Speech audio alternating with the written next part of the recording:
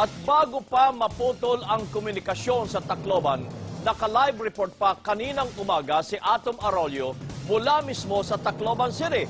Nakuna niya ang bagsik ng pananalasa ng Super Bagyong Yolanda. Pati na po ang pagragasa ng baha sanhi ng storm surge. Narito report.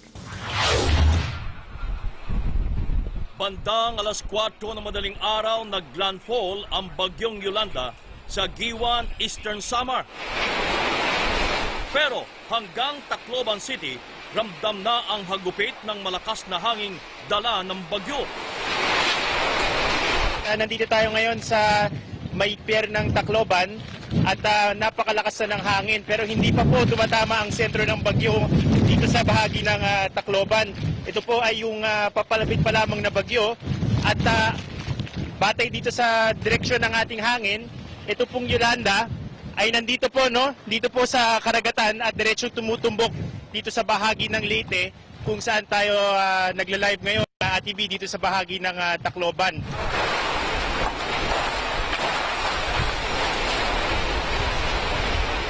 Pasado alas 6 ng umaga, nasa kalye malapit sa downtown Tacloban ang reporter naming si Atom Arroyo at nag-uulat ng live sa umagang kay ganda.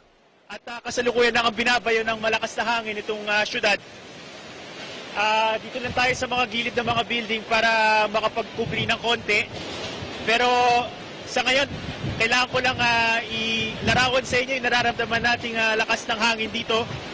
Napakalakas at kung mapapansin nyo nga halos wala na tayong makita dahil doon sa kasama niyang ulan na kung ano-anong direksyon na dinadala nitong malakas na hangin.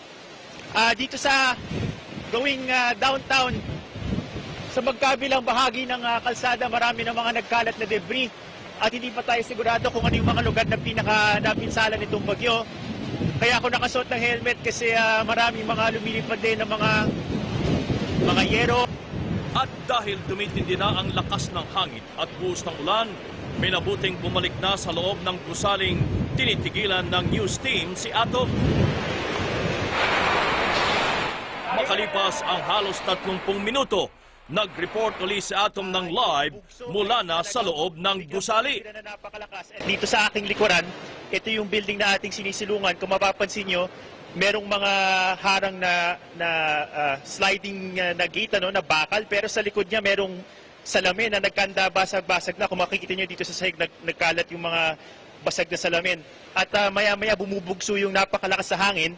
At kailangan nga kaming medyo lumayo dun sa mga bintana dahil sa pag nababasag siya, tumatalsik yung salamin. Nasa ikalawang palapag ng gusali si Atom nang dumungaw siya sa bintana.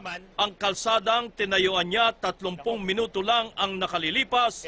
Ganito na ang itsura. Ito na yung palagay ko, ito na yung storm surge natin dahil sa kung kanina nakatatayo pa ako dito sa lansangan sa labas, ngayon ay hanggang tuhod na yung tubig.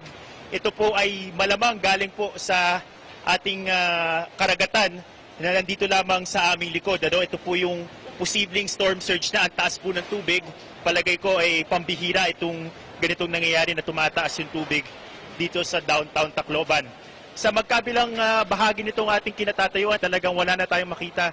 Siguro mga 10 feet, 20 feet lamang. Pero sa lakas ng hangin at yung dala niyang ulan, napakatindi ng loss of visibility namin. Hindi namin masigurado kung ano ba yung sitwasyon ng ating mga kababayan dito. Ito, sinisilip ko lang sandali, ano? Wala na talaga tao sa mga kalsada.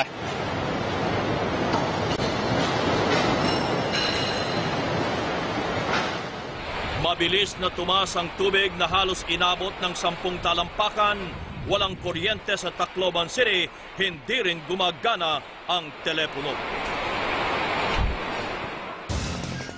Yung mga tambako ng basura na yon ay sa kalsada na.